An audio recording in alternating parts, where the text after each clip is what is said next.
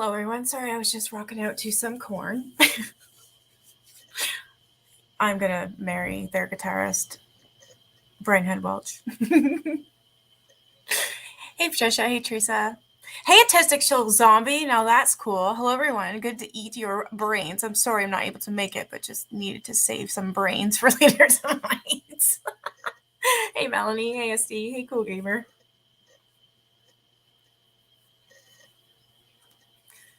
What the heck did I even title this? I forget. I know I'm reading stories and stuff. Hey, Mama 3.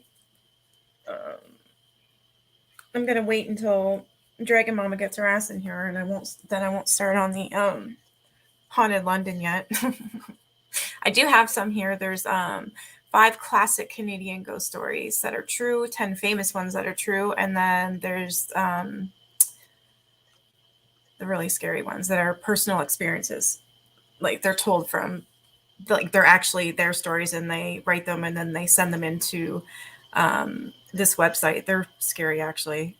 I don't know. What do you guys want? Like, I can do all 3, actually. There she is. I can do the short and quick one. I want to get rid of these tabs. Okay, I'll do this one. 5 classic tales or whatever. 5 classic and totally creepy Canadian ghost stories. What? Cottage life? I don't want no cottage life. Get out of here.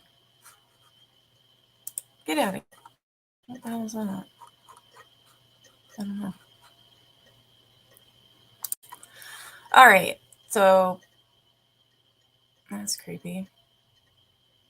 So it says, believe it or not, Canada is a spooky place. You'd think we'd all be too polite to... Sorry.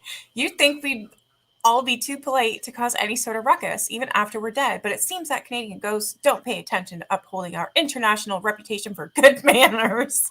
Here's some classic Canadian ghost stories guaranteed to chill your blood just in time for Halloween. All right, first one is called the Baldoon Mystery. So they're really short. Wellisburg, Ontario is the location of this classic story that dates back to 1830 and the very first settlers of the town. Legend has it that as a group of women were weaving in a barn, 3 beams fell into their group, scattering everyone in fear. Other spooky events. Oh yeah, he was a PM at one point in time. Oh, I gotta find that damn story about our resident witch, John T. McDonald. Okay, I'll shut up. Hold on. Other spooky events followed, including weird noises, freak fires, dead livestock, and flying stones. The owner of the barn, John T. McDonald, was told that if he shot a black goose with a silver bullet, the curse would end.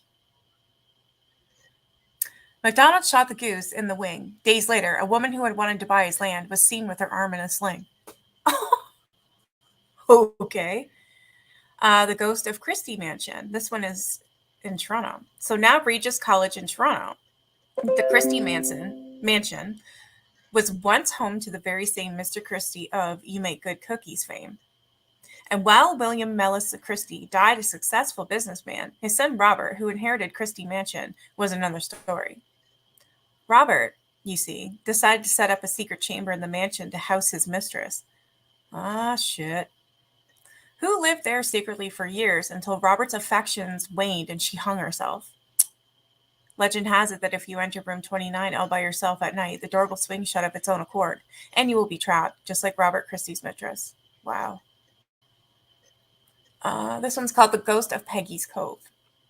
The site of the famous Peggy's Point Lighthouse in Nova Scotia is said to be haunted by the ghost of a woman named who took her own life in 1800. According to legend, the woman, whose name is Margaret, was the survivor of a shipwreck that killed her children, and in her grief would often wander the rocks at the edge of the sea.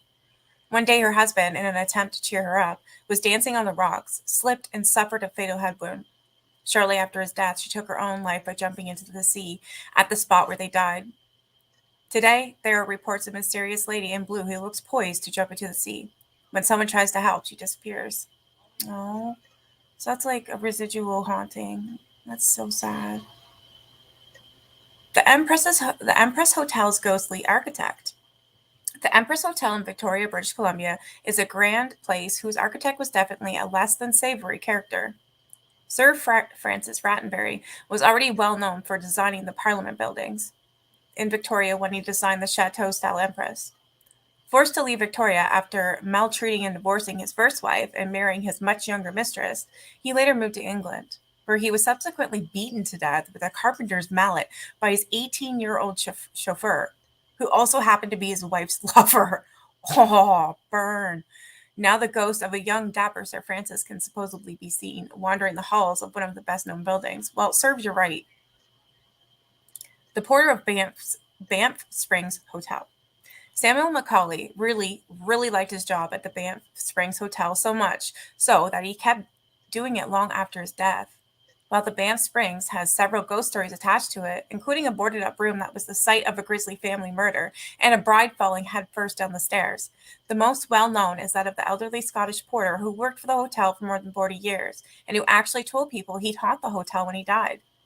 People report seeing lights shining outside their windows, and one couple even reported an older Scottish gentleman helping them with their bags, even though none of the porters were over 30. That one's cool. I like that one.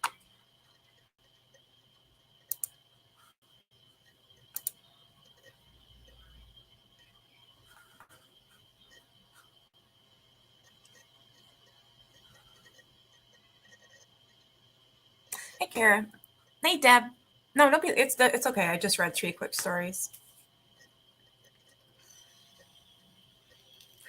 I've got 10 famous Canadian stories I can read as well. Then I can get rid of that tab. And then if you want, we'll read a couple stories written by people. And then we'll get into Dragon Mama's Haunted London. Or do you want to do a couple Haunted London and then a couple Canadian? Or let me see. This one's not. I don't think this one's too long. The one with the 10 stories. I don't know why nobody is like here to listen to just real ghost stories. That fascinates me. Or even on Deb's channel when she's doing Nuke's Top 5. I don't know. It fascinates me. I love that stuff. But I'm wondering if, I don't know, maybe because a lot of people are getting unsubscribed and stuff like that. Maybe. I don't know. I just figured more people would tune in. Like this is, I don't know. Maybe it's just me. I love shit like this. All right, I'll do the 10 famously spooky Canadian ghost tales. We'll do that one. Then I'll do some of the London, and then we'll read some scary stories written by people. Those ones are scary as hell. I actually did a little EVP session, and there's fucking breathing on it. And then I asked, like, is there spirits with me? And they're like, yes, it is. Or yes, they are. Something like that. I'll have to, I don't know. I'm going to have to somehow upload it on my channel. It scared the hell out of me, but it was really cool. I wasn't like, it was scary in the fact of when I got to hear it back. Yeah, me and Deb love this shit. Dragon Mama too. All right, I'm just going to shut the fuck up and read some of these. Bless you. Sure, why not? All right. 10 famously spooky Canadian ghost tales. Ghost stories are a worldwide phenomenon, and Canada has its share. Here are 10 of our best known tales of hauntings, poltergeists, and ghostly villains. Okay, the first one is the Mackenzie River Ghost. It is one of the oldest tales of haunting in Canada, dating back to the 1850s and was once widely known in Europe.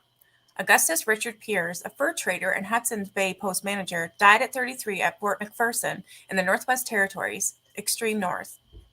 When his frozen body was transported to Fort Simpson for a permanent burial, a ghostly voice could be heard ordering the party on march. The voice said, "Walk," driving the sled dogs mad. Okay, so these ones are going to be a little funny and really short and apparently true. This one's called, again, the Baldoon Mystery. Received a great deal of interest when it emerged in the late 1820s in the vacant Baldoon sheep farming settlement between Wallaceburg and Chatham in southwestern Ontario. A classic poltergeist haunting, The phenomena included bullets, stones, and lead pellets raining down upon a farmer's home, as well as fire from the sky. Brickbats smashed windows as if of their own accord. A baby in its cradle was rocked madly by an unseen hand. Chairs slid across floors. These events ceased after the home burned down in 1831. I remember reading this one, The Baldoon Ghost. It was in my book. Number three, the story of Windward apparition dates back to 1785 when British Army Lieutenant George Windward and Captain John C. Sherbrooke, the future Governor General of British North America, sat in Windward's rooms in Sydney, Nova Scotia, conversing by the fire. When the figure of a tall man appeared by a closed doorway, Windward's face turned ashen. The youth looked at him, then floated by the fire and through a door. It was Windward's favorite brother in England at the time. Windward later learned he had died at 20 at the very moment he'd appeared in Sydney. I totally believe that. Oh, yeah. I believe stuff like that. Absolutely. Number four, the Great Amherst Mystery. It's from the late 1870s. It describes events in a cottage that once stood in Amherst, Nova Scotia, at the corner of Princess and Church, where the young Esther Cox, sickly and broken-hearted, was tormented by a poltergeist. Her arms would balloon to a and bed sheets flew through the air. On night appeared Esther Cox. You are my. I think I heard of this one. The disturbances eventually petered out, and Cox went on to marry and move to New England. The Binstead Haunting, another late 19th century ghost story, took place just outside of Charlottetown in a house that rumbled and in which shrieks and moans could be heard. At the end of each episode, the voices would begin to emanate from beneath a tree outside the dining room window, whose branches touched the upstairs bedroom, the focal point of the phenomenon. Those who saw the ghost described a woman with a baby in her arms. That's creepy. The Ghost of Tom Thompson. Oh, my son told me this one. He's playing a game where I tell him. Hey, Lee! Sorry, just give me 1 second. It's very, very short. I just want to ask him if this is the same. Because he told me about this haunting. Hold on.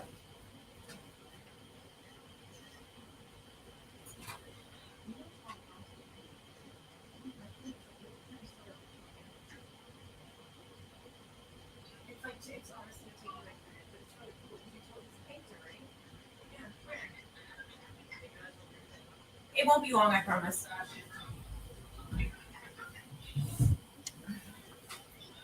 No, I just reminded me of you because you're the one that told me about this in Algonquin, right? Are you live? Yeah. Oh. There's no camera though. All right, so it's called The Ghost of Tom Thompson, the artist and hero to the group of 7 painters who died under mysterious circumstances in 1917 paddling in an Algonquin's Park canoe lake, is said to appear some mornings shimmering on those same waters in a gray canoe. Oh, yeah? Wait, there's a ghost of him? Yeah, I actually been to Canoe Lake. I know. That's what I'm saying. I didn't realize there was a ghost. That's cool, eh? Because you remember you told me about how he was an artist and he died mysteriously. I didn't know it was a ghost, but it said he is said to appear in some mornings, shimmering on those same waters in a gray canoe. So you can see him in a gray canoe in the morning sometimes. That's cool. You should tell your dad that next time you go in the summer. Yeah.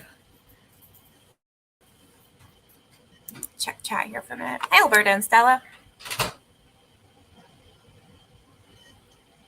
I had to leave it out for a minute. Oh, my whole stove. It's not working again? Holy shit. They need to give you a new one. Like, that's pissing me off. You've been dealing with that, what? Almost feels like a month. Yeah, it was just working. Yeah. You love this stuff too. Me too. I came across what claimed to be a demon once. PSA: do not attend a haunted house put on in a truly haunted location. It just stirs up and feeds bad things. Lesson learned the hard way. Yep, I have to agree with you there.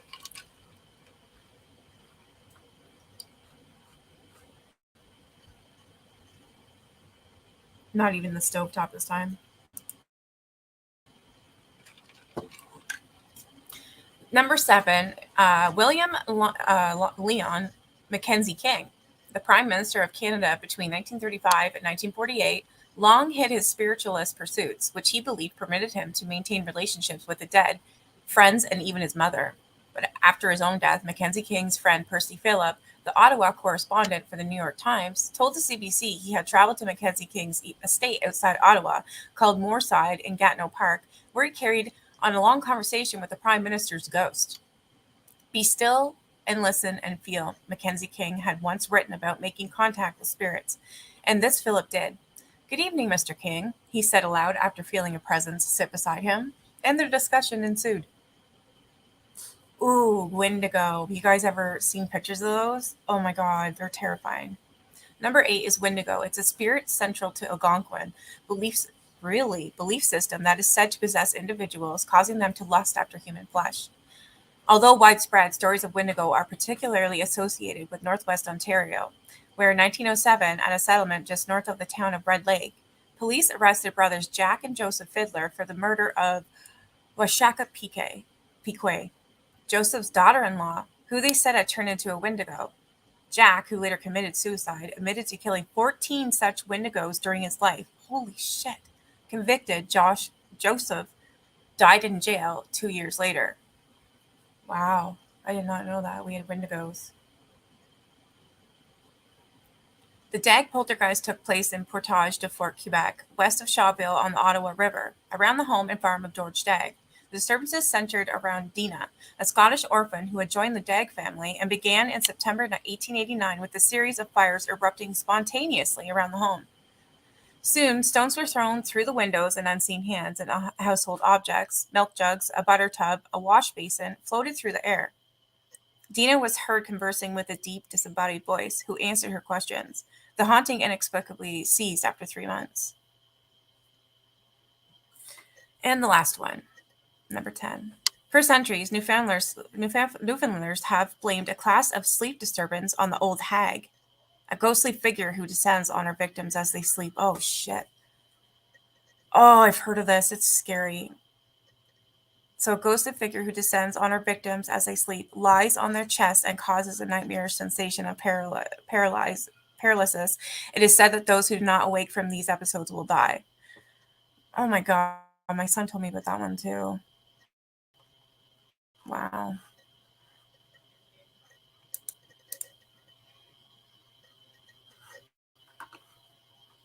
Hey, Kira. Now he's telling all his friends about it. That's cute.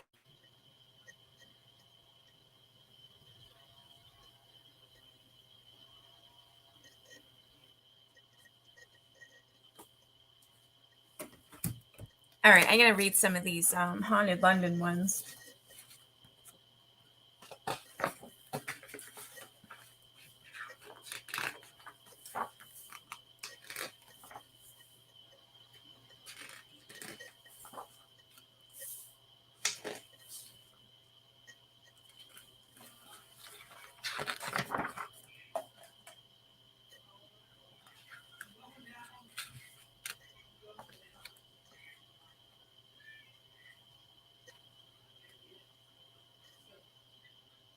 All right, I'm just going to read the introduction here because it's interesting. All right. So London has the reputation of being the most haunted capital city in the world. Its ghosts span the centuries and often illuminate dark corners of its brutal past. From those who perished inside England's most haunted building, the Tower of London, to the tragic victims of the world's most famous serial killer, Jack the Ripper, many of the phantoms that roam the capital are an essential part of British history, folklore, and legend. Yes, SD, you're right. Yes. Yeah. And they're indigenous. It seems to surround them for some reason. Yeah. And if it's so for us, it's the Algonquin tribe. That's not very far from where I live. You want to go to the White Tower? I think I already feel sad just thinking about it for some reason. London was founded by the Romans, and since their departure in AD 410, centuries of demolition and rebuilding have seen the level of the city streets rise by an amazing 28 feet. Millions of people have lived and died in London, and as a consequence, there's not a square inch of the old city that is not imbued with the memories and experiences of these former citizens. There's an old saying that ghosts only ever appear in places that have known either great happiness or great misery, and the buildings and streets of London have certainly known both in abundance. But what exactly are these things we call ghosts? You think Anne Boleyn was there? She was beheaded, wasn't she? By King Henry. The most frequent question I get asked as I go about my business, collecting and researching ghost stories and hauntings is, do you believe in ghosts? The answer has to be an empathetic yes. There have, over the centuries, been too many accounts of ghosts and hauntings from honest, reliable, and publicity-shy people for them not to exist. I certainly do not believe that they are the dead coming back to haunt the living. Indeed, the more I research and explore supernatural phenomenon, and over the last 20 years, I have traveled the length and breadth of Britain and Ireland, visiting almost 2,000 haunted places, the more I become convinced that ghosts are little more than strong emotions that have somehow become imprinted upon their surroundings. I also believe that there are certain people who are more attuned to these recordings than the rest of us. That would be me and Deb. I also believe that I just read that. This may be why ghosts can be so personal. You might have an entire group of people present when a haunting occurs, and yet only a tiny minority of them might be lucky or unlucky enough to see the ghost. Of course, hauntings can assume many different forms. It is, in fact, very rare for people to actually see a ghost. People sense them, smell them, feel them, and hear them, but a full-blown manifestation tends to be the exception rather than the rule. In recent years, largely since the advent of digital cameras, there has been a sharp increase in the number of supposed ghost photographs, mostly consisting of so-called orbs. These floating balls of circular light are one of the most common types of alleged paranormal activity. Many paranormal investigators enthusiastically hail them as spirit manifestation, and it has been theorized that they may be a kind of spirit energy that is not normally visible to the naked eye, but which can be captured on camera. Some believe them to be spirits that have willingly stayed behind because they feel bound to the previous life or location. I think that's what I'm going to do. I'm going to feel bound to my previous life or location. I'm not going to leave. I think it's the Navajo that say they were witches. Okay, that would make sense. Yeah, good vibes, good vibes. Hello, I'm here for about 25 minutes as I've gotten moderate. Okay. I'm reading just the introduction to this book called Haunted London, and then I'm going to read some of the ghost stories. One enthusiastic orbist even goes as far as to declare them to be multi-dimensional beings and claims that some of them are currently being used by interplanetary life forms to view life on Earth and other planets. Personally, I am very dubious about orbs and think there is nothing in the least bit ghostly about the majority of them. As John Mason, a professional photographer who is frequently on the road taking infrared film and digital images of haunted places, points out orbs are mostly a product of the digital age. He believes them to be nothing more than light reflecting off particles of dust or moisture in the atmosphere. In other words, they are physical rather than psychological objects. Yeah, the skinwalkers. Oof. But that aside, ghost stories are as popular now as they have ever been. In the pages that follow, you will find a collection of almost 200 of London's most haunted places. Some of these stories are well known and have been handed down through the ages. No doubt they have been embellished with each retelling, while others appear there for the first time in print, and some occurred as recently as June 2003.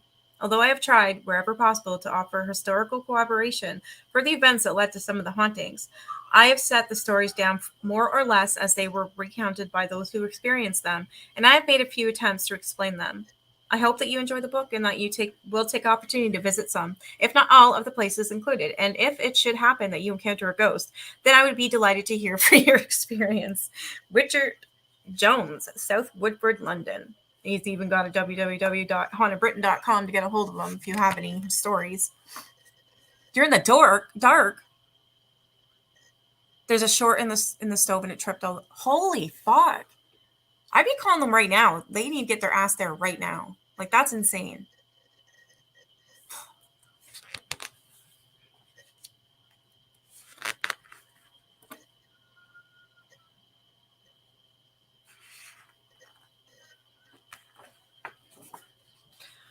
Alrighty.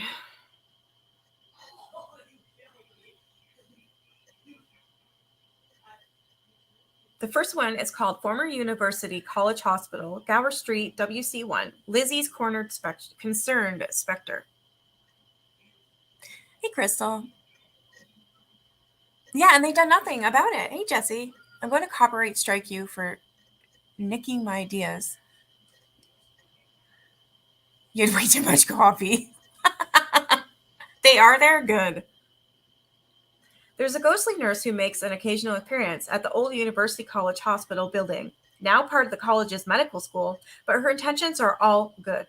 She is known as Lizzie, and it is thought that she is the ghost of an early 20th century nurse who accidentally administered a lethal dose of morphine to a patient. By one of those tragic twists of fate with which the pages of ghostly lore are littered, the patient also happened to be her fiancé. It is said that whenever nurses were about to inject dangerous drugs into a patient, when they were about to inject dangerous drugs into a patient, Lizzie's watchful wrath would appear to ensure that all went well.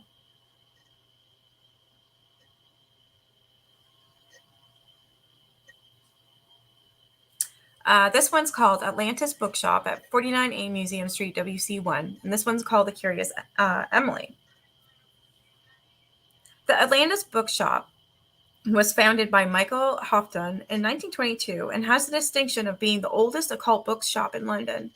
When the shop's manager, Caroline Wise, took over the premises in 1989, she realized that an inexplicable occurrence in the building was not just confined to the pages of the books displayed on the shelves.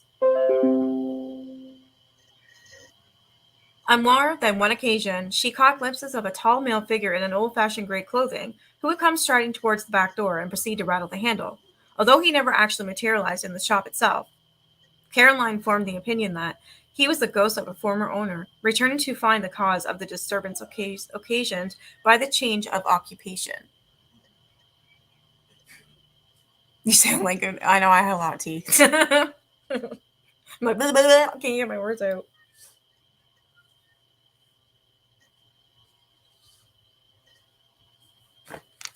I want to show you this.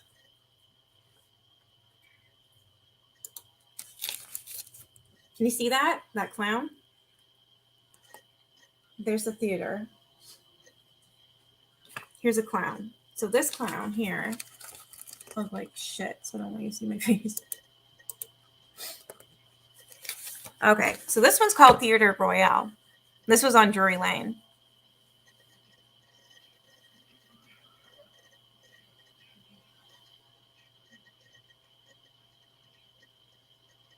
And it's called A Couple of Clowns and the Man in Grey. The Theatre Royale, Drury Lane, is the oldest working theatre in London, and although the present building dates from 1812, the first theatre on the site was founded in 1663. In keeping with its antiquity, many phantoms are known to lurk in the wings behind its spectacular cream portico. There is the ghost of Joseph Grimaldi, 1778 to 1837, who is in the course of a long and distinguished theatrical career almost single-handedly laid the foundations of the pantomime tradition. The character of the innocent, white-faced rogue that is created became so universally popular that clowns are still known as Joeys in honor of the father of modern clownery.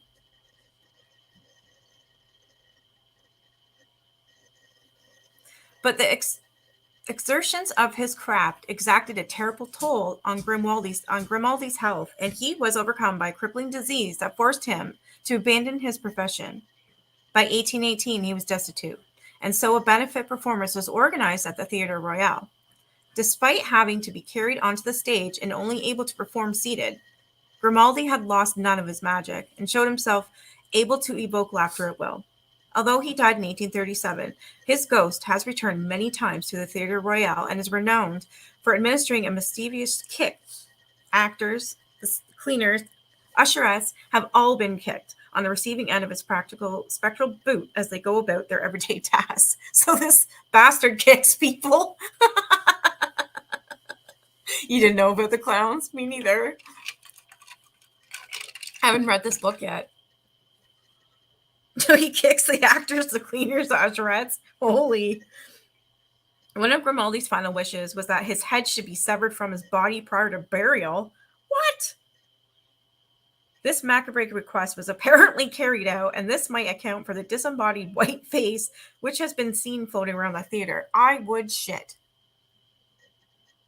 Another comedian to haunt the Theatre Royal is Dan Leno, and he was born 1861, died 1904, who was famed both for his clog dancing routine and his portrayal of Pantomime Dame. But at the height of his popularity, Dan Leno went mad, and he died aged just 43. His ghost, however, refuses to depart from the spotlights and often returns for an encore. Leno suffered chronic inconsistence and used to disguise the resultant odor with perfume. So he stunk. Actors on stage might not see his ghost, but they often detect his invisible presence as his passage is marked by the smell of lavender left hanging in the air. During a performance of The Pirates of Penzance in 1981, Nick Bromley, the company manager, was watching in the wings when he was suddenly pushed violently from behind. He turned around but found that nobody was there. The next night, an actress was standing in exactly the same spot when somebody tugged on her wig from behind. She, too, found nobody there when she turned to investigate. People passing what was once Leno's dressing room have also reported hearing a rhythmic drumming sound emanating from the room. This is believed to be the sound of his ghost rehearsing his famous clog dancing routine over and over again. Not my ideal man shower shape, please. This book is called Haunted in London.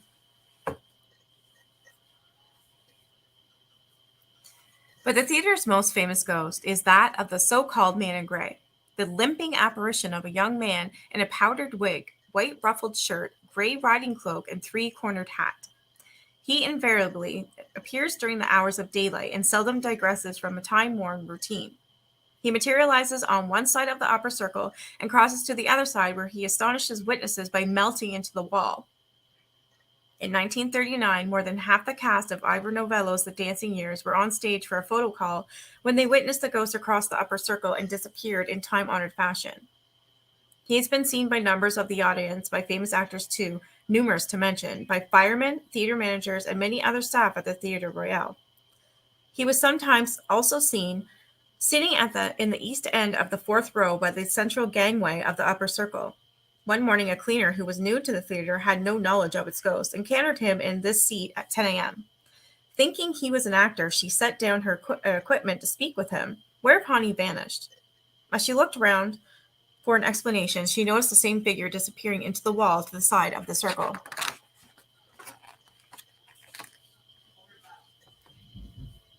The identity of the Man in Grey remains a mystery, although an intriguing discovery during renovations in the 1870s may shed some light onto what causes ghosts to haunt the theater.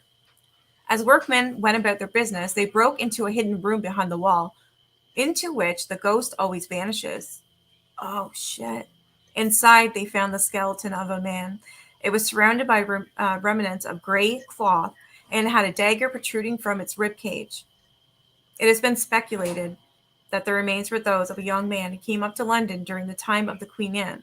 Having won the affections of an actress at the theater, he was murdered by her actor lover in a fit of jealousy rage, and his body was subsequently hidden in the secret recess where it lay undiscovered until the Victorian renovation of the theater. Whatever the reason behind this haunting, the Man in Grey is a welcome ghost, as it is universally acknowledged that he only ever appears at the beginning of a successful run at the theater. The King and I, South Pacific, and Oklahoma are just three of the productions he has endorsed with his presence, and the long-running Miss Sagan was honored with an appearance each time there is a change of cast. He is therefore treated with affection rather than fear in his antics, which include pushing performers to positions from where they can deliver their lines to best advantage, have become the stuff of theatrical legend.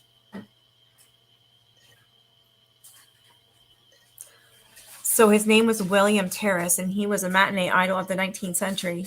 His murder in 1897 left his spirit to roam both Covent Garden Station and the Adelphi Theatre.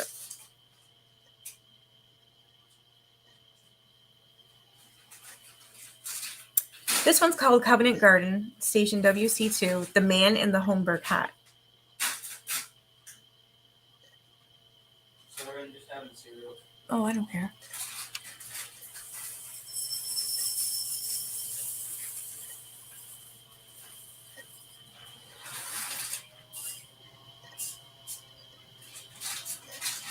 All right. On Christmas Eve, 1955, ticket inspector Jack Hayden was writing up the log at Covent Garden Station when the door of his office began to rattle violently. Thinking it was a late-night reveler lost in the cavernous depths of the station, Hayden called out, "There's no way through here." But the rattling grew more violent, and so the irritated inspector leapt to his feet and threw open the door. He found himself face to face with a tall man in a gray suit wearing tight trousers and a Homburg hat. The man stared at Hayden without speaking. Then he turned, walked towards the stairway, and melted into thin air.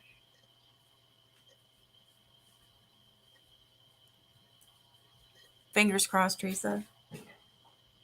Over the next few years, Jack Hayden encountered the same apparition on no fewer than 40 occasions. Nor was he the only member of the station staff to see it. In early 1956, he was in the mess room with station worker Rose Ring when a loud scream interrupted their break. Moments later, ticket collector Victor Locker burst into the room, shaking with terror and muttering hysterically. "A man was standing there. It pressed down on my head. Then it vanished." Locker's experience as a subsequent refusal to work at the station prompted London Underground to call in Eric Davey, a committed spiritualist. A séance was held during which Victor Locker suddenly cried out, "Mr. Davey, it's on you." Davey later told the Sunday Dispatch, "I got the name something." Somebody suggested the name Terrace, and pictures of the Victorian actor William Terrace was brought and shown to both Hayden and Locker. The moment they saw him, they both cried out, "That's him." Terrace was murdered outside the Adelphi Theatre on 16th December 1897. His spectral appearance at the Covent Garden Station have been explained by the fact that he was a frequent visitor to a baker's shop that previously stood on the side. "A man was standing there. It pressed down on my head, and then it vanished." And this was Victor Locker encounters the ghost of William Terrace.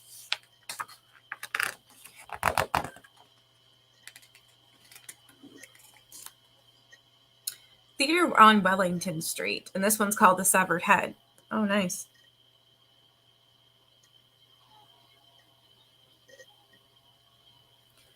In the late 19th century, the rafters of the Lyceum Theatre, now restored to its original opulent splendor by Lord Lloyd Webber, echoed to the thunderous applause of audiences that had come to marvel at the lavish Shakespearean productions staged here by Henry Irving and Ellen Terry.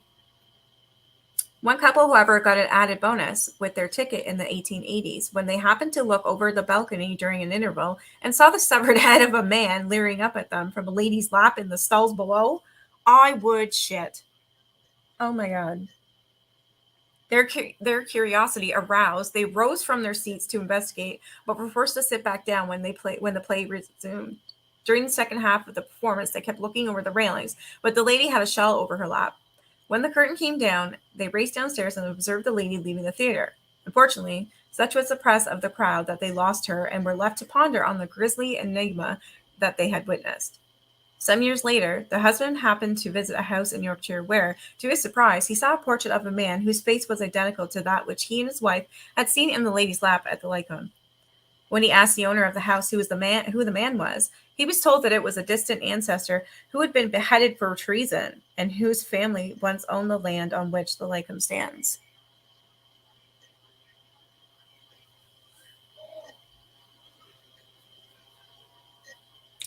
This one is called Savoy Hotel, and it is about Casper the feline charm.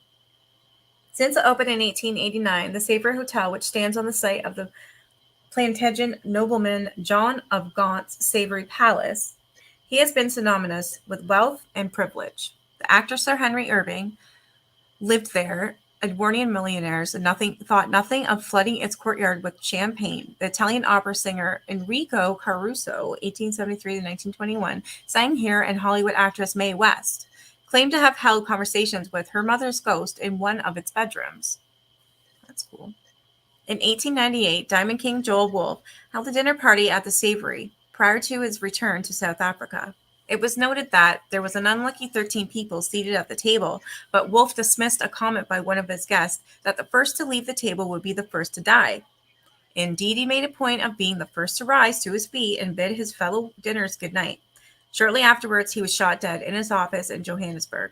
Wow. Fearful that further parties of the 13 might be deterred from booking a table, or even worse, might suffer a similar fate, the management of the Savory commissioned a wooden cat to be carved from a single piece of London plane. They named the cat Casper, and ever since, should a party of 13 find themselves dining at the Savory, another place is set at their table with a white napkin tied around its neck. A resplendent Casper is brought to sit with the guest, and a saucer of milk is placed before him. What the fuck? So, a table for 13 at the Savory Hotels restaurant, and if you book a table at the 13 at the Savory Hotels restaurant, you will be joined by Casper the cat to ensure that bad luck does not befall you. That's cute.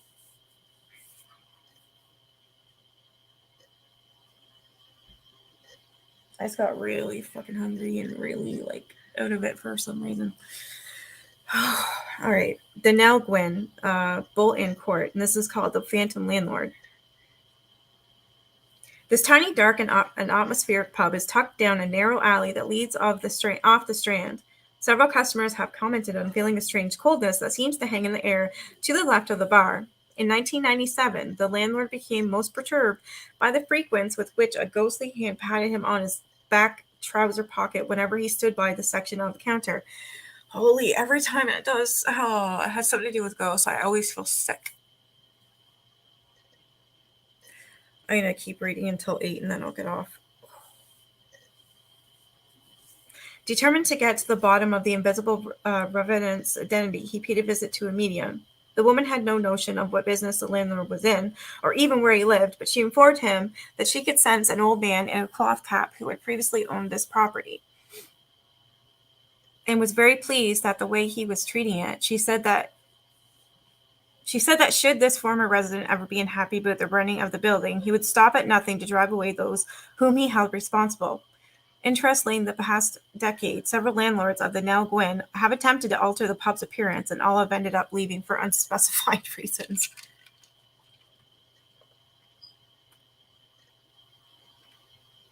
You asked your aunt who lives near the Gatlinburg. Oh, yeah? I think all of London is haunted, honestly. This one's about the Adelphi Theatre, and this one's called The Murdered Actor. On 16th December 1897, William Terrace, a genial, generous, and popular actor-manager, arrived at the stage door of the Adelphi Theatre in Maiden Lane for his evening performance in the play Secret Service. As he was unlocking the door, Richard Prince, a bit part player to whom Terrace had known some kindness, but who had now become insanely jealous of the actor's success, rushed from the shadows and stabbed him. A crowd soon gathered around the dying man, who lay in his arms of his leading lady, Jessica Millward. As he slipped into unconsciousness, Terrace whispered his barely audible last words, "I will be back."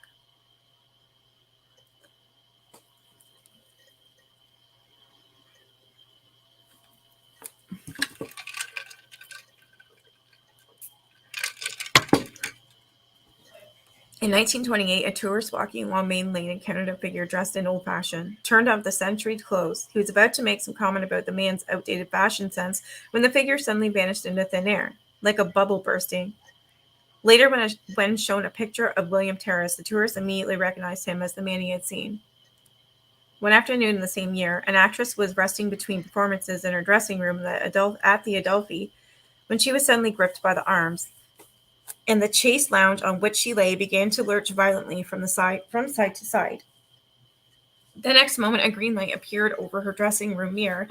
She heard two loud raps, apparently emanating from behind the glass, and all went quiet. She later discovered that her dressing room was the one that Jessica Millward used to occupy, and that whenever he passed it, Terrace was in the habit of always knocking twice upon her door.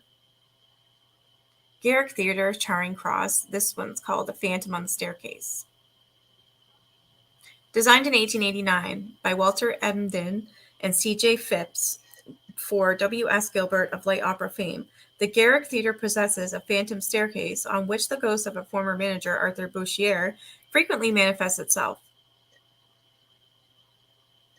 His tenure at the Garrick lasted from 1900 to 1915, during which time he made his mark on the theater land when he refused to admit the drama critic of the Times to performance in 1903. Bouchier's ghost has been seen backstage on several occasions after the curtain has fallen, and during a 1990s refurbishment, several builders who were working on the upper levels of the building were startled when he suddenly appeared before them and fixed them with a stern stare. Is the stove working better, Teresa?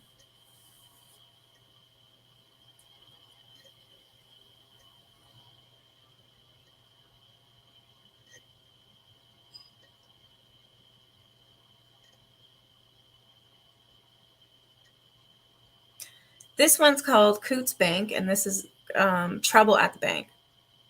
Coots Bank is the largest of London's private banks, whose most illustrious client is Her Majesty Queen Elizabeth II. In November 1993, the directors took the unusual step of calling upon the services of the psychic medium Eddie Burks, in the hope that he would be able to lay to rest the phantom that was making a decided nuisance of itself in the bank's computer room. Gatlinburg is full of ghosts. When you do go take the nighttime ghost walk, definitely worth it. Is it really? I'd love to. A bank spokesperson told the Times how some staff have reported strange happenings, like lights going on and off, and an apparition, a shadow, was how it was described. One unfortunate woman was most alarmed when the ghost appeared before her minus its head. Jeez. A seance was duly held, in the course of which Burks made contact with the spirit and learned that it was Thomas Howard, 4th Duke of Norfolk. Howard's plot to marry Mary, Queen of Scots, and depose Elizabeth I in her favor had resulted in his execution. I was beheaded on a summer's day, the dejected Duke informed Burks. I have held much bitterness, and I must let this go. In the name of God, I ask your help. Eddie Burks was able to persuade the spirit that the time had come for him to depart, and on 15th November 1993, a congregation that included the present Duke and Duchess of Norfolk gathered at a nearby Catholic church to say prayers for the repose of his soul. On leaving the service, the present Duke was asked by a reporter if he was glad that his ancestor was finally at rest. Actually, came the reply, I don't believe in ghosts.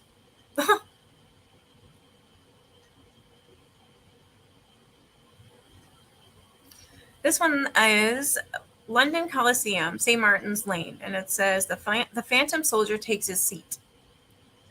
Designed by Frank Matcham in 1904, the Coliseum in London's largest theatre was a seating capacity of 2,558.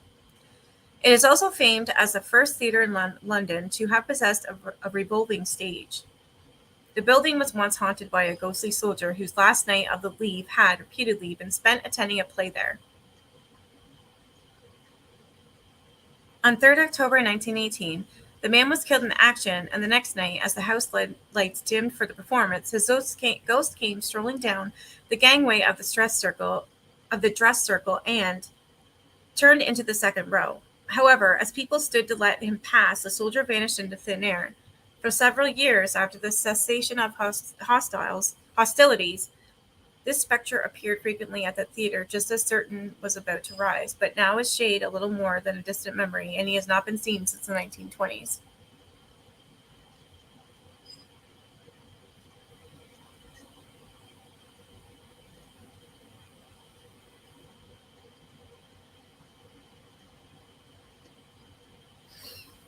This one is Theatre Royal, a man of the theater, even in death.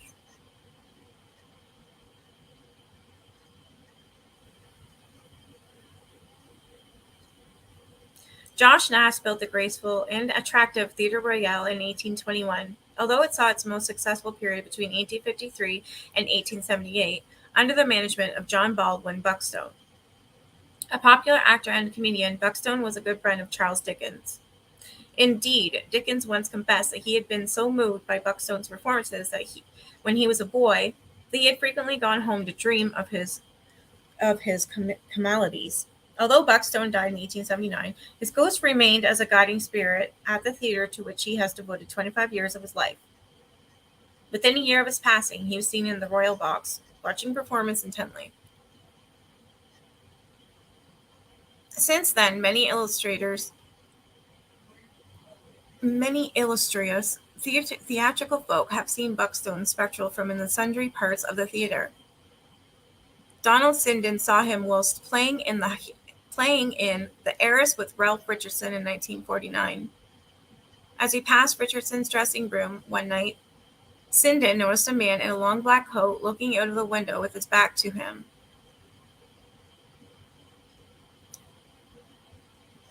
Thinking it was his co-star, he called out, "Good night, Ralph," and continued on his way. It was then that he had heard a familiar voice booming from the stage and realized that Richardson was still performing and could not, therefore, have been in his dressing room. On other occasions, stagehands walking past what was once Buckstone's dressing room have clearly heard a voice rehearsing lines. However, on opening the door, they have discovered nothing but an empty room. In 1976, the theater launched a backstage tour and invited a group of VIP guests to join a rehearsal of the proposed route. An important inclusion was a visit to Buckstone's room, where participants would be treated to anecdotes about the man who had given so much to the theater. As the dry run began, the stage manager unlocked the room and went off to attend to the other business. When the party arrived at Buckstone's room, the guide turned the handle and discovered that the door was locked. The mystified manager returned with the key, but no matter how hard he tried, he was unable to unlock it. Once the tour had departed, however, the door opened easily. Evidently, Buckstone was not eager to welcome guests into his former room.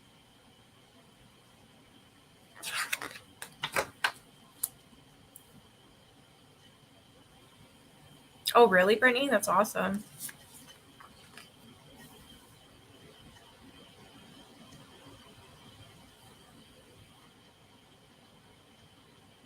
You're playing catch up.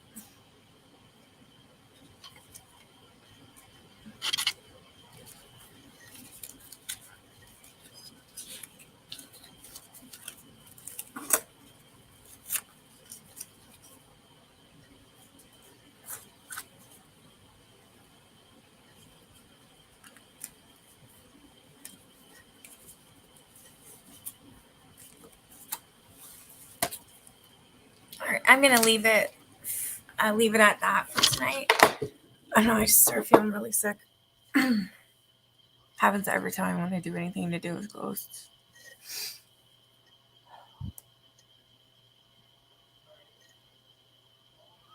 What's tomorrow, Friday? I'll probably do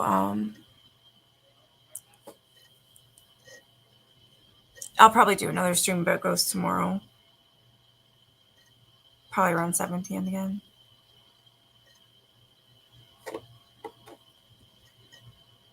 Because I'd like to finish this Haunted London book. It's really interesting. So I can just not finish tomorrow, but do another live at 7 o'clock and we'll talk about it. Yeah, I feel sick. Is she live right now? No, I'm not going to. I'm going to get off of here and I'm going to go drink some orange juice, I think.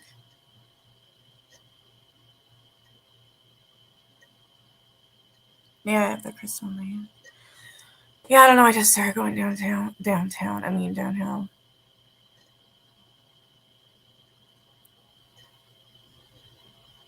I don't know. It just came out of nowhere.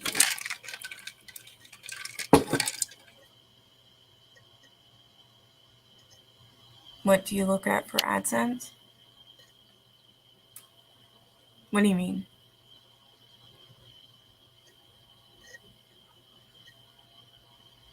I like that book, Deb, the Sleepy Hollow. That was really cool.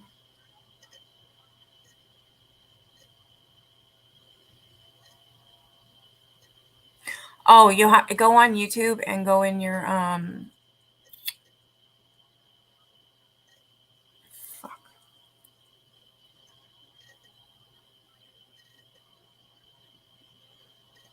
It's a website, so you'll have to have like all your ID and everything.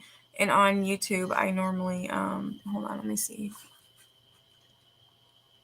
I just got emails.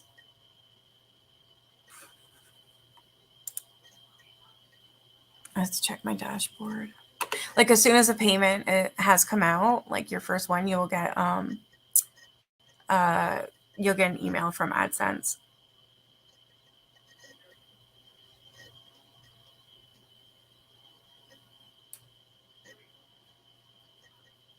You can go into your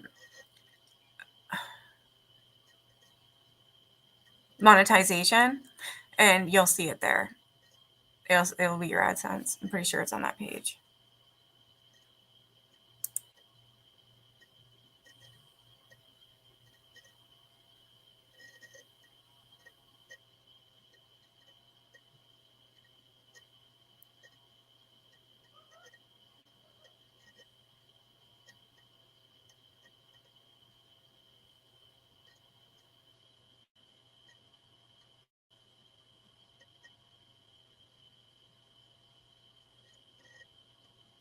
Just check and make sure in your YouTube studio, it should be on the monetization page. It will say like all the stuff that you need to do if you need to do anything. But yeah, you'll get your first payment, or every payment, you'll get an email from AdSense. And if you want to know how much you're making, go to analytics.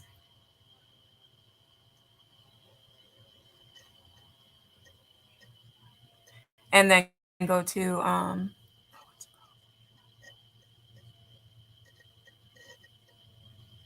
can't even think, sorry.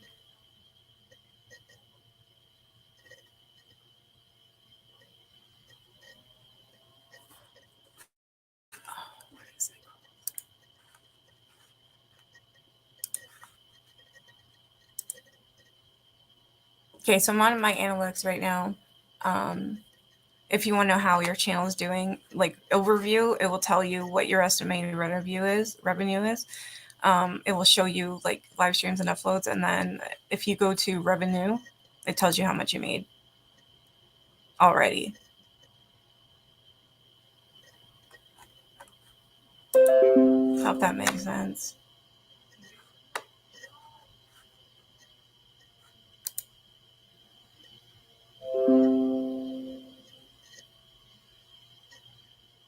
You can't find fuck anywhere. Does that make sense? Did you figure it out? But yeah, just go to your analytics. It will show you. It even shows you, where is it? Research. If you go into research, it will actually show you what your viewers watch, so you can make videos that they like. Like you can view you can view your viewers' searches. Like right now, I've got Quentin Simon's Missing, Anna Duggar, Snosberry, Crystal Ball Sister Wives, Debbie Collier. Yeah. They'll tell you. So like now that I know all my subs like this stuff and that's what they're searching, I can make like Sister Wives videos, Anna Duggar videos and stuff like that.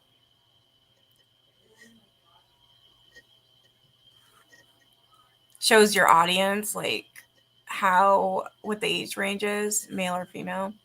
It's pretty neat. Okay, good. All right, I'm going to get off here. I need to go lay down. Thanks for joining me tonight, though. It's fun. I will be back tomorrow at 7 p.m. I'll read some more of The Haunted London. We'll finish that. Not finish it, but I'll keep reading it until I finish it, I mean. All right, you guys have a good night. Bye.